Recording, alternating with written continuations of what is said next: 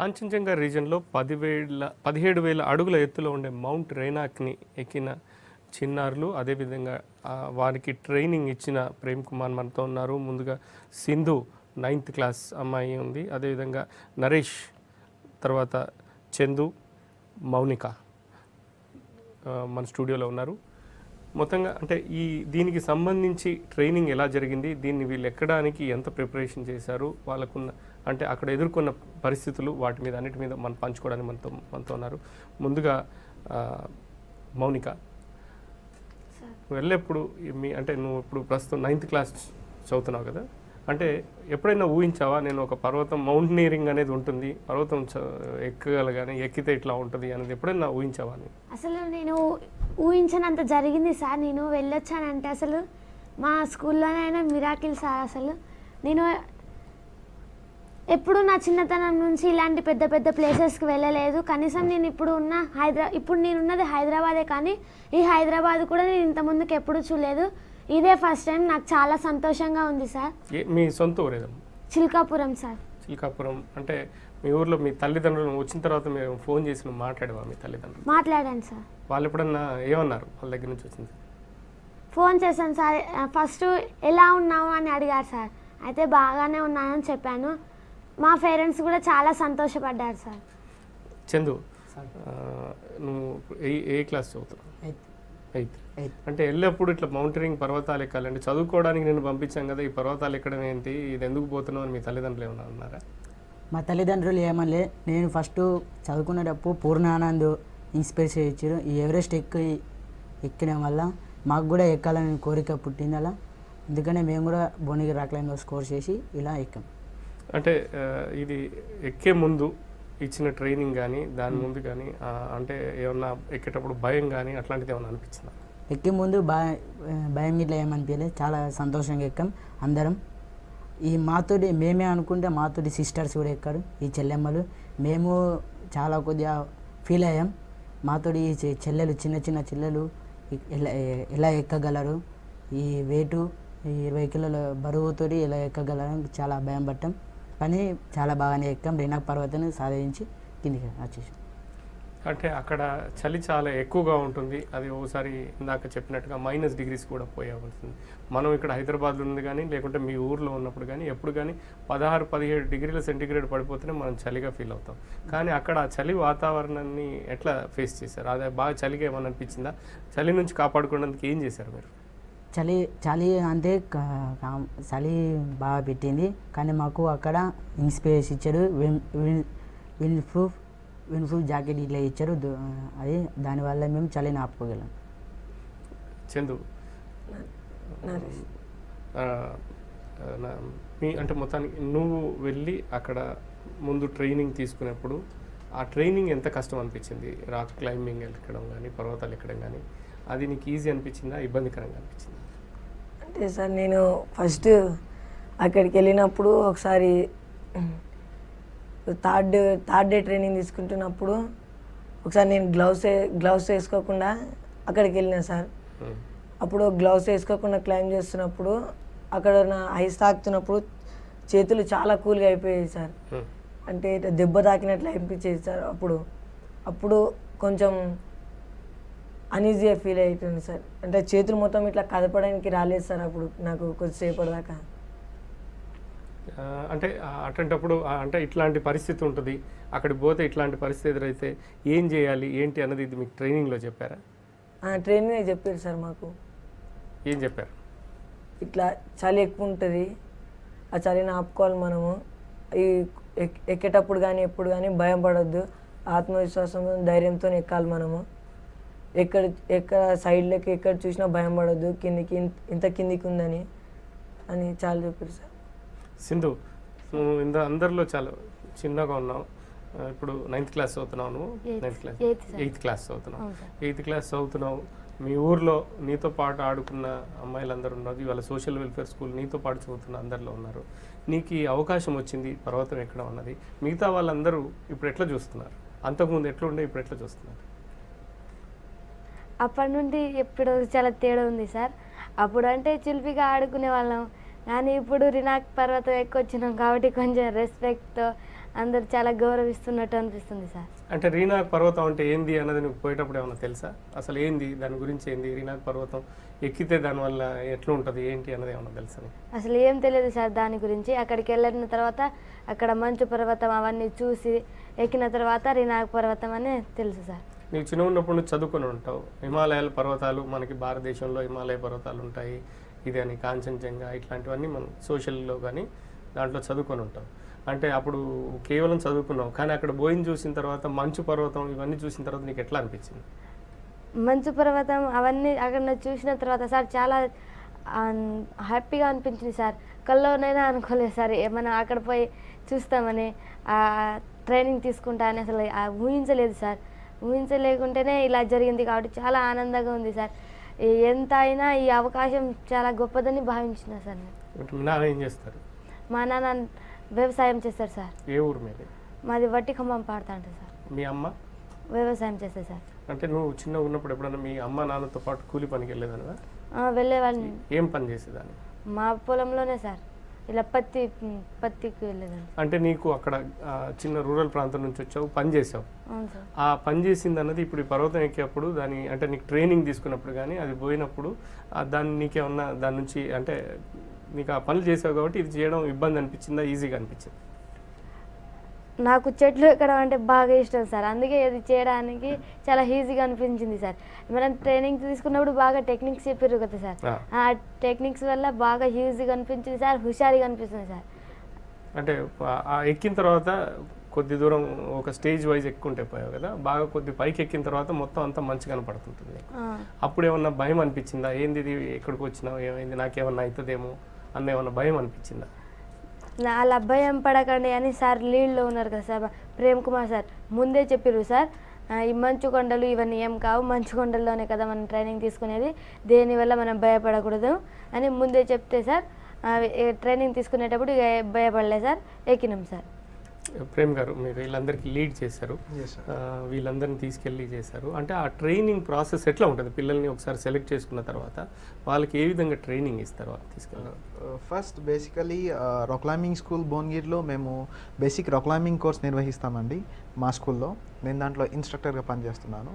So దానికి మేము వీళ్ళ స్కూల్స్లో పీడీలకు పీటీలకు చెప్తాము, ఫిట్గా ఉన్న స్టూడెంట్స్ని ఈ కోర్స్కి పంపించండి, ఈ కోర్స్లో వాళ్ళ పర్ఫార్మెన్స్ ఎలా ఉంది, సో ఫియర్ ఉందా, ఇలాంటివి నుంచి ఫిల్టర్ చేసి ఈ 31 మెంబర్స్ని తీయడం జరిగింది. సుమారు 220 మెంబర్స్ వచ్చారు సేమ్ కోర్స్కి, బేసిక్ రాక్ క్లైంబింగ్ కోర్స్కి. దాంట్లో నుంచి మేము 31 సెలెక్ట్ చేసి అక్కడ తీసుకెళ్ళి ట్రైనింగ్ ఇవ్వడం జరిగింది.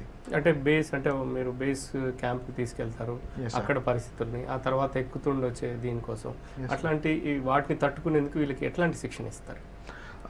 శిక్షణ అనేది రెండు చూస్తాం sir. Number 1 physical fitness, number 2 mental fitness కూడా. మెంటల్గా కూడా ఫిట్ ఉండాలి, అప్పుడే మౌంటైన్లో సెట్ అవుతారు.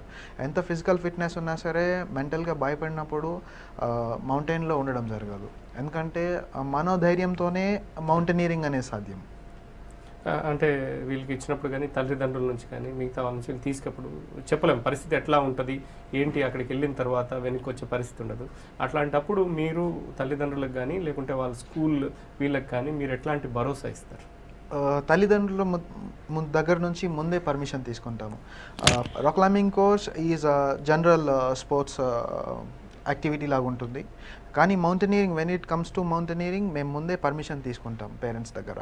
మేము ఇలా పంపించాలనుకుంటున్నాము, ఇది ధ్యేయం, దీనివల్ల అమ్మాయికి ఇలా యూజ్ అవుతుంది, ఆమె మానసికంగా ఎదుగుతుంది, దాని తర్వాత లీడర్షిప్ క్వాలిటీస్ వస్తాయి, ఇవన్నీ చెప్పేసి అగ్రి అయితేనే, పేరెంట్స్ అగ్రి అయినప్పుడు మాత్రమే తీసుకెళ్తాం మేము మౌంటైన్స్. దాదాపు మీరు తీసుకెళ్ళిన వాళ్ళందరూ కూడా గ్రామీణ ప్రాంతాల నుంచి వచ్చిన తల్లిదండ్రులు కూడా పెద్దగా అవగాహన ఉండదు, వాళ్ళకి ఎట్లాంటి అవగాహన? ఎస్ సార్, ఈ కోర్స్కి మాత్రం కొంచెం ఈ సింప్లిఫై అయిపోయింది, ఎందుకంటే ఇది రెగ్యులర్గా కాన్సిక్వెంట్ 3rd ఇయర్ అనమాట. ఫస్ట్ ఇయర్ అందరికీ తెలిసినట్టు మలవత్, పూర్ణ, సాధినేని, ఆనంద్ ఎవరెస్ట్ని అధిరోహించి రికార్డ్ సృష్టించారు. సో దాని తర్వాత కూడా మేము లాస్ట్ ఇయర్ కూడా పిల్లల్ని తీసుకెళ్ళడం జరిగింది. సో ఇప్పుడు ఆ 2 కోర్సుల కంటే ఇప్పుడు కొంచెం ఎక్కువగా అనమాట, ఇప్పుడు 31. అంటే ఈ వెళ్ళిన మౌంట్ రేనాక్ అన్నది Yes. అంటే పెద్ద ప్రమాదకరం, ఒకవేళ ఉంటే ఎంత ప్రమాదకరమైంది ఎక్కేటప్పుడు కానీ? ప్రమాదకరం అనేది అలాగా సార్, హై ఆల్టిట్యూడ్ కాబట్టి 17,000 ఫీట్స్లో ఉంది కాబట్టి హై ఆల్టిట్యూడ్లో ఆక్సిజన్ లెవెల్స్ తక్కువగా ఉంటాయి. దానికి పిల్లల బాడీ అక్లమటైజ్ అవుతుందా లేదా అనేది ముందే చెక్ చేస్తామన్నమాట. 9,000 ఫీట్స్ నుంచి అక్లమటైజేషన్ అవుతూ మెల్లమెల్లగా రెస్ట్ తీసుకుంటూ ట్రెక్ చేయడం జరుగుతుంది. ఆ తర్వాత బేస్ క్యాంప్ వెళ్ళిన తర్వాత కూడా ఎవరు ఎలా ఉన్నారు అన్నీ చెక్ చేస్తాం. So mostly mentally fit, physically fit ఉన్న వాళ్ళని సెలెక్ట్ చేస్తాం కాబట్టి పెద్దగా ఇలాంటివి అవకతవకలు జరగవు అన్నమాట. మౌనిక, నువ్వు వెళ్ళిన తర్వాత ఇక్కడ హాస్టల్లో తినే తిండి వేరు, అక్కడికి పోయిన తర్వాత మౌంట్ ఎక్కేటప్పుడు కూడా దానికి కావాల్సిన ఆహారం, తర్వాత పోయేటప్పుడు ఎక్కే ప్రాంతంలో తినే అంటే ఏం ఆహారం తీసుకున్నారు, ఏమి ఇచ్చారు నీకు అక్కడ? Bread omelette sir, 2 days egg, milk ఇచ్చేది సార్. నాకు బ్రెడ్ అంటే నచ్చదు సార్, ఇంటి దగ్గరనైనా. హాస్టల్లో అంటే కిచిడి పెడతారు, తింటాం. బ్రెడ్ అనేది ఎప్పుడు అలవాటు, అంత ఎక్కువగా అలవాటు ఉండదు కాబట్టి అలవాటు లేకున్నా కానీ మేము రినాక్ పర్వతాన్ని ఎక్కి అధిరోహించాలని తపనతోటి నేను బ్రెడ్ తినలేకున్నా కానీ తినిపించారు సార్. అంటే ఇది ఎవరి బరువు వాళ్ళే తీసుకెళ్లారా? ఆహారం మీకు ఇచ్చిన తర్వాత కింద మీరే తీసుకుపోయారా, లేకుంటే మీకు దశల వారీగా మీకు ఆహారాన్ని సప్లై వీలు చేశారా? సప్లై చేశారు సార్. మీరు తీసుకెళ్ళేటప్పుడు మీకు కావాల్సిన వస్తువులు మీరంతా తీసుకెళ్ళాలి, ఆ బ్యాగ్ మోయాలి. ఆ బ్యాగ్లో ఏమేమి ఉంటాయి? బ్యాగ్లో feather jacket, wind proof, mess drill. అంటే అది ఎంత బరువు ఉండేది? ఉంటే దాదాపు నీకు వేసుకుని ఎక్కుతున్నప్పుడు బరువు అనిపించిందా, లేకుంటే ఆ పర్వతం ఎక్కుతున్న ఆనందంలో దాంట్లో చేసిన తర్వాత దీని గురించి మర్చిపోయా? 15 kgs ఉంటుంది సార్. కాకపోతే నేను ఆ రినాక్ పర్వతాన్ని ఎక్కాలనే సంతోషంలో ఆ బరువును అనేది మర్చిపోయాను సార్. చందు, ఎక్కుతున్నప్పుడు ఎప్పుడైనా ఇందాక ప్రేమ్ గారు చెప్పారు ఆ 17,000 పైకి వెళ్ళిన దగ్గర మధ్య మధ్యలో ఆక్సిజన్ సప్లై ఒకసారి ఉండొచ్చు, ఒకసారి ఉండకపోవచ్చు, ఆక్సిజన్ లేకపోతే ఇబ్బందికరమైన పరిస్థితి. అంటే అట్లాంటి పరిస్థితి ఏమన్నా నీకు అనిపించింది? ఎక్కడైనా పోయిన తర్వాత శ్వాస తీసుకోవడం ఏమన్నా అనిపించింది? అలాంటి పరిస్థితి నాకు రాలేదు, నేను చాలా సంతోషంగా ఎక్కాను రినాక్. అంటే నువ్వు ఇందాక చెప్పావు గతంలో పూర్ణ తర్వాత మౌంట్ ఎవరెస్ట్ ఎక్కిన మీ సోషల్ వెల్ఫేర్ ఇద్దరికి చాలామంది సత్కారం చేశారు, వాళ్ళ నుంచి సోషల్ వెల్ఫేర్ స్కూల్కి కూడా మంచి పేరు వచ్చింది.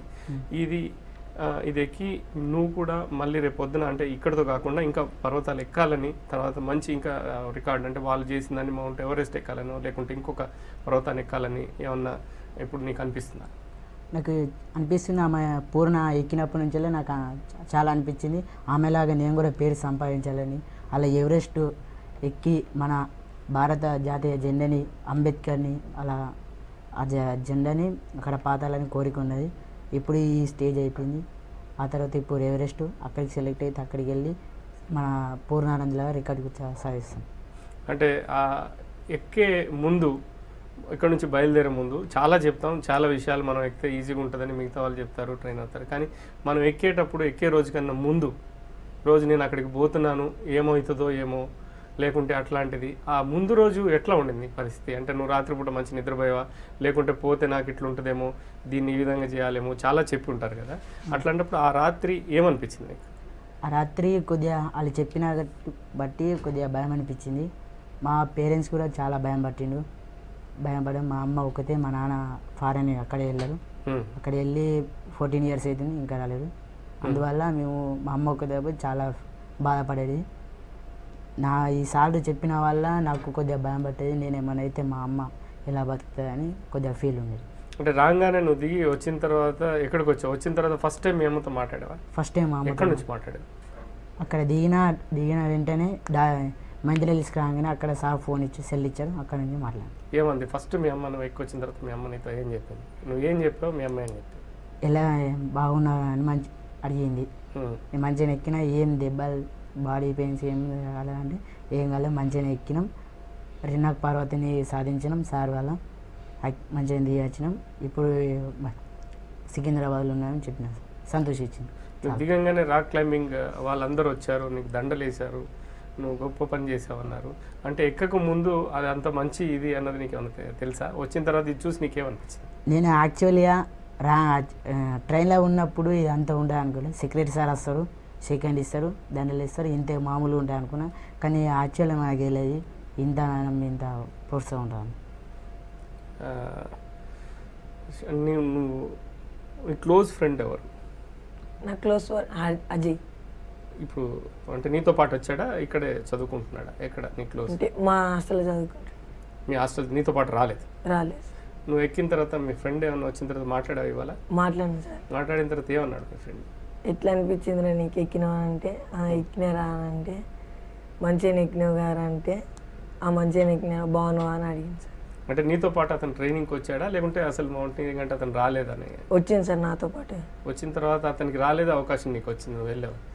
ఆ విషయాన్ని అతను ఏమన్నాడు? అతన్ని అంటే నాకు అవకాశం దొరకలేదురా, నువ్వు మంచోడు, నువ్వు బాగుంది, వచ్చిందని అన్నాడు. అంటే అట్లా ఏమనలేడు సార్.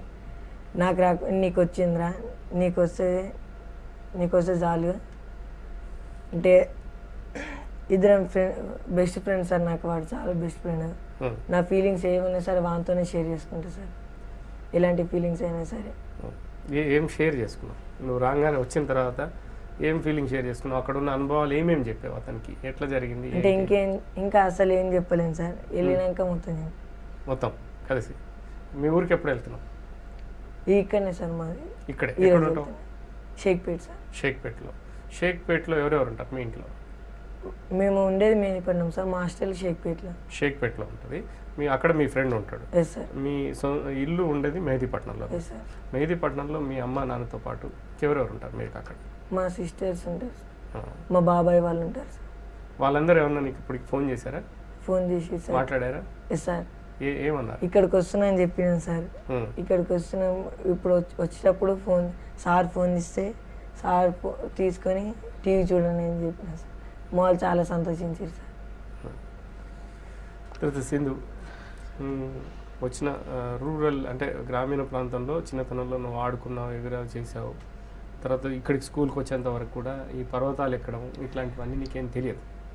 వచ్చిన తర్వాత ట్రైనింగ్కి పోయిన తర్వాత ఇట్లా పర్వతాలు ఎక్కుతారు ఏంటి అన్నది. చిన్నప్పుడు నువ్వు చెట్లు బాగా ఎక్కుతా అన్నావు. చెట్లు ఎక్కడానికి పర్వతాలు ఎక్కడానికి ఏం తేడా అనిపించింది నీకు? చెట్లు అంటే అవి పొడుగు ఉంటాయి, సన్నగా ఉంటాయి కాబట్టి ఈజీగా క్రాస్ చేయొచ్చు సార్. అంటే ఆ చెట్లు ఎక్కేది ఇప్పుడు నీకు ఇక్కడ ఉపయోగపడిందా? ఈజీగా ఎక్కడం, పర్వతాలు ఎక్కడం ఉపయోగపడింది సార్. 3 టెక్నిక్స్ పాయింట్స్లో అలా ఉపయోగపడింది సార్. అంటే చెట్టుకు మరి అతుకోకుండా ఎక్కుతాం కదా సార్, అలాగే కొండలకు కూడా మరి అతుకోకుండా ఎక్కడం ఇదొక పాయింట్ ఉపయోగపడ్డది సార్. అంటే నువ్వు రోజుకు అంటే ఎన్నిసార్లు బ్రెడ్, ఇందాక తను చెప్పింది బ్రెడ్, పాలు, తర్వాత కొన్ని ఇవి ఇచ్చారు అవి అన్నాయి, అది నీకు సరిపోయిన అనిపించిందా? ఎక్కుతున్న కొద్ది, ఎందుకంటే కష్టం ఎక్కువ ఉంటుంది కాబట్టి ఆకలి ఎక్కువ అనిపించింది. ఎట్లా ఉండింది అక్కడ? నేను కూడా బ్రెడ్ అవి తిన్నాను సార్. అయినా మౌంటైనీరింగ్ కాబట్టి తినాలన్నాను సార్. ఇక తిన్నాం సార్ దాన్ని. తర్వాత ఎక్కినాం సార్. చలి బాగా చలి వేసినప్పుడు నీకు ఇచ్చిన జాకెట్ ఇచ్చారు, అది ఇచ్చారు, అయినా కూడా చలి పెడుతుంది అని అంటారు. చేతులు ఇట్లాంటి కొంకర్లు పోతాయి ఇట్లా అట్లా అనిపించినప్పుడు నువ్వేంటి అనవసరంగా వచ్చానేమో, ఎందుకు అవి ఊర్లో ఉంటే బాగుండేది, అక్కడ చదువుకుంటే అయిపోయేది, భోజనం ఆడ బాగా పెట్టారు, ఇక్కడికి వచ్చి ఇబ్బందులు పడాలి, ఎందుకు ఇవన్నీ అని అనిపించిందా? అలా ఏమనిపించలేదు సార్. మన జీవితంలో పైకి వస్తున్నాం కాబట్టి ఎదురయ్యే సమస్యలు అన్నిటినీ ఎదుర్కోవాలని అనిపించింది సార్. ఇవన్నీ మౌంటైనీరింగ్లో మామూలే, ఇంకా ఉంటాయి ఇలాంటివి, ఇంకా ఎదుర్కోవాలి ఇవి అని అనిపించింది సార్. ఇప్పుడు నువ్వు ఒక పర్వతం ఎక్కావు, అవును సార్, మౌంట్ రైనాక్ ఎక్కావు. దాని తర్వాత చాలా మౌంటైనీరింగ్ అంటే ప్రపంచంలో చాలా ఉన్నాయి, చాలామంది ఎక్కారు. అట్లాంటి పర్వతాలు ఏమేమి ఉన్నాయి నీకు ఏమైనా తెలుసా? ఎక్కడెక్కడ ఎక్కితే ఎట్లా ఉంటుంది రికార్డు, ఇట్లాంటివి ఏమైనా దాని మీద వచ్చిన తర్వాత నీకు ఇంట్రెస్ట్ అనిపించిందా? అంటే దీని తర్వాత మౌంట్ ఎవరెస్ట్ తర్వాత, మౌంట్ ఎవరెస్ట్ మీ స్కూల్లో చదివిన వాళ్ళే ఎక్కారు, పూర్ణ వాళ్ళు ఎక్కారు, నువ్వు వెళ్ళావు. ఇప్పుడు మళ్ళీ ఇది అయిన తర్వాత నువ్వు మళ్ళీ ఇంకా పర్వతాలు, ఇంకో పర్వతం లేకుంటే ఇంకొక దాని మీద ఎక్కాలని, ఏది ఎక్కితే బాగుంటుంది ఏంటి ఇట్లాంటివి ఏమన్నా మీ సార్ని అడిగాను, ఏవి ఎక్కితే బాగుంటుందని? ఇంకా నీకు తెలియదు సార్. ప్రేమ్ గారు, వీళ్ళకి ఇచ్చేప్పటికంటే కొంచెం ఒక మ్యాచ్యూర్డ్ పిల్లలకి, అంటే ఇంటర్మీడియట్ ఆ స్థాయి రాక్ క్లైంబింగ్ వాళ్ళకి చెప్పింది అర్థం చేసుకోవాలి. వీళ్ళు దాదాపు అందరూ 8th class 9th class students. ఉన్న దాంట్లో వీళ్ళకి డిసిప్లిన్, తర్వాత అక్కడ ఉండే రిస్క్ని ఎస్ సార్. వాటిని వీళ్ళకి చెప్పడం అన్నది కష్టం. అంటే ఎంత ఇబ్బంది పడ్డారు మీరు అవన్నీ చెప్పడంలో కానీ వాళ్ళని ట్రైన్ చేయడంలో కానీ? డిసిప్లిన్ విషయానికి వస్తే చిన్నపిల్లల్ని హ్యాండిల్ చేయడం కొంచెం కష్టమైనప్పటికీ మౌంటైన్లో ఆ పరిస్థితి వాళ్ళకి అర్థమవుతుంది. ఫస్ట్ డే వినకపోయినప్పుడు నేను జాకెట్ వేసుకోండి, టైంకి వేసుకోండి అన్నప్పుడు వాళ్ళు వేసుకోలేదంటే చలి పెడుతుందని అర్థమవుతుంది. సో ఇమ్మీడియట్లీ వాళ్ళు జాకెట్ వేసుకుంటారు. సో అలాంటి కండిషన్స్లో పెద్ద డిసిప్లిన్ ప్రాబ్లమ్స్ ఏం రావు. చిన్నపిల్లలతో ఉన్నప్పటికీ అలాంటి కండిషన్స్లో ఎక్కువ రావు. ఎందుకంటే మేము చెప్పేది వాళ్ళని సేఫ్గా ప్రొటెక్ట్ చేయడానికి. వామ్ జాకెట్స్ వేసుకోండి, బాలక్లవా పెట్టుకోండి, గ్లవ్స్ వేసుకోండి, టైంకి ఎక్కువగా బ్రష్ చేయడంలో, మెస్టిన్ వాష్ చేయడంలో టైం స్పెండ్ చేయొద్దు. సో ఇలాంటి జాగ్రత్తలు చెప్తూ ఉంటాం అన్నమాట. ట్రైనింగ్లో వచ్చేసరికి సన్ గ్లాసెస్ మర్చిపోవద్దు, మోస్ట్ ఇంపార్టెంట్. సన్ గ్లాసెస్ లేకపోతే సన్ బ్లైండ్నెస్ వస్తుంది, స్నో బ్లైండ్నెస్ వస్తుంది అన్నమాట. సో దాన్ని ప్రివెంట్ చేయడానికి జాగ్రత్తలు ఇస్తూ ఉంటాం. Yes sir. తర్వాత అంటే వీళ్ళని తీసుకెళ్ళిన తర్వాత ఇచ్చిన తర్వాత ఏమైనా ఎక్కడైనా ఒక డేంజరస్ సిచ్యువేషన్, అది మనం ప్రిడిక్టబుల్ ఉంటుంది, అట్లాంటిది వీళ్ళని తీసుకెళ్ళినప్పుడు అంత చిన్నపిల్లలు అట్లాంటి సిచ్యువేషన్ పర్టికులర్గా వీళ్ళని తీసుకుపోయినప్పుడు ఏమైనా అనిపించింది ఎక్కడన్నా సేఫ్, అంటే ఒక సేఫ్ గార్డ్ చేయడానికి ఏం చేశారు? Yes sir. మరీ అంత పెద్దదేం రాలేదు. యాక్చువల్లీ మేము మా ట్రైనింగ్ పీరియడ్లో మేము స్నోఫాల్ ఎక్స్పెక్ట్ చేయలేదు. కాకపోతే ఒకరోజు స్నోఫాల్ జరిగింది. మొత్తం బయటకు వచ్చి చూసేసరికి అంత తెల్లగా అయిపోయింది. పిల్లలు భయపడతారని నేను అనుకున్నాను, పిల్లలు భయపడతారు, ఎలా మేనేజ్ చేయాలి అనేసి. స్నో చూడగానే ఫస్ట్ భయమైనప్పటికీ, పొద్దున వేకప్ తర్వాత భయమైనప్పటికీ, ఆ తర్వాత స్నోకి అలవాటు పడిపోయి స్నోలో ఆడుకోవడం స్టార్ట్ చేశారు పిల్లలు. చురుగ్గా ఉన్నారు మౌంటైన్లో. మౌనికని అడుగుదాం. మౌనిక, నువ్వు సార్ చెప్పినట్టుగా అక్కడ సడన్గా ఒకరోజు స్నోఫాల్ వచ్చింది, అది ఎక్స్పెక్ట్ చేయలేదు, దాంట్లో ఆడుకున్నావు. మంచులో ఆడుకుంటే నీకు ఎట్లా అనిపించింది? నాకు చాలా సంతోషంగా అనిపించింది సార్. ఎప్పుడు టీవీలో చూడడం తప్పితే బయట ఎక్కువ విషయాలు తెలుసుకోలేం కదా సార్. ఆ రోజు మేము గ్లేసియర్కి వెళ్ళాం. అక్కడ మంచుగడ్డలతోని కొట్టుకున్నాం, ఆటన్నాం, చాలా ఎంజాయ్ చేసాం సార్. అదే ఆడుతున్నప్పుడు అంటే ఎట్లా, నువ్వు ఆడుతున్నప్పుడు ఐస్ ముట్టుకుంటే చేతులన్నీ ఇదైపోతాయి, కొంకుర్లు పోతాయి అని అనిపించింది కదా. అంటే అది ఆడుతున్నప్పుడు ఆ కొంకుర్లు పోయినప్పుడు ఎట్లా అనిపించింది? అంటే బయట విన్నదానికి అక్కడ అలా ఆడుతున్నప్పుడు నాకు అప్పుడు ఏమీ అనిపించలేదు సార్. ఆ సంతోషంలో మేము ఎప్పుడు పిల్లలతో 3 pairs గ్లవ్స్ పెడతామన్నమాట. సో ఈ పేరుతో వాళ్ళు ఆడుకున్నా సరే తీసి వెంటనే వేరేది వేసేస్తాము. ఆ రోజు ఆ స్నోఫాల్ రోజు నాడు దాదాపు 3 పేర్లు అవగొట్టారు. అదే నీకు ఎట్లా అనిపించింది ఆ రోజు? నిజంగా మంచు గడ్డల్లో, మంచు పర్వతాల మధ్యలో ఉండి అంత ఎటు చూసినా మంచే కనబడుతుంది. ఆ మంచులో ఆడుకున్నప్పుడు ఎట్లా అనిపించింది? బయట నుంచి చూడడానికి మంచు చాలా అందంగా కనబడుతుంది, కానీ అక్కడ నిజంగా ఆడుతున్నప్పుడు, అక్కడ ఉన్నప్పుడు ఆ చలికి ఎట్లా అనిపించింది? అప్పుడు చలి ఏమనిపించలేదు సార్. ఆ మంచు చూసినప్పుడు టీవీలో చూడండి తప్ప నిజంగా ఎప్పుడు చూడలేను సార్ అట్లా పడడము. అప్పుడు వెళ్తున్నప్పుడు చలి ఏమనిపించలేదు. ఇట్లా ఆడుతున్నప్పుడు చాలా ఎంజాయ్గా ఉండేది. ఇక్కడికి వచ్చినందుకు అంటే అప్పుడు ఫీల్ అయ్యేవాడిని, ఇక్కడికి వచ్చి మంచిగా అయింది, చాలా ఎంజాయ్ అవుతుంది అని. చాలా మా ఫ్రెండ్స్, అక్కడ ఉన్న ఫ్రెండ్స్తో మస్తు ఫుల్ ఎంజాయ్ చేసేవాడిని సార్. చందు, నీకేమనిపించింది? నాకు కూడా చాలా ఆనందంగా అనిపించింది. అప్పుడే ఆ స్నోఫాల్ అయిన వెంటనే మార్నింగ్ మా ఫ్రెండ్ బర్త్డే ఉండే ఆ రోజు అక్కడికి తీసుకెళ్ళి ఆ స్నోతోటి ఆడుకోవడం, ఆ స్నో మీద హ్యాపీ బర్త్డే అని రాయడం, అతనికి కేక్ లెక్క తయారు చేయడం, అతను తినిపించడం చాలా సంతోషంగా అనిపించింది మాకు. థ్యాంక్స్ మౌనిక, చందు, నరేష్, సింధు, ప్రేమ్ గారు. మొత్తానికి V6 తరఫు నుంచి మిమ్మల్ని ప్రత్యేకంగా అభినందిస్తున్నాం. మౌంట్ రీనాక్ని ఎక్కారు. సోషల్ వెల్ఫేర్ స్కూల్నే కాకుండా రాష్ట్ర ప్రభుత్వం యొక్క ప్రతిష్టను, అదేవిధంగా దేశ ప్రతిష్టను కూడా మీరు నిలబెట్టారు. అక్కడ పోయిన తర్వాత జాతీయ జెండా దగ్గర సెలబ్రేట్ చేసుకున్నారు. మీ అందరికి కూడా V6 తరఫున శుభాకాంక్షలు చెప్తున్నాం. దీంతో కాకుండా మంచి ఇంకా పర్వతారోహణలో మీరు ఇంకా ముందుకెళ్ళాలని, దేశ ప్రతిష్టను ఇంకింత చేశానని, విదేశాలకు కూడా విస్తరించాలని చెప్పి మేము కోరుతున్నాము. V6 తరఫున మీకు శుభాకాంక్షలు జరుపుతున్నాం. ఇది 5 PM special discussion. Keep watching V6 news. News as it is.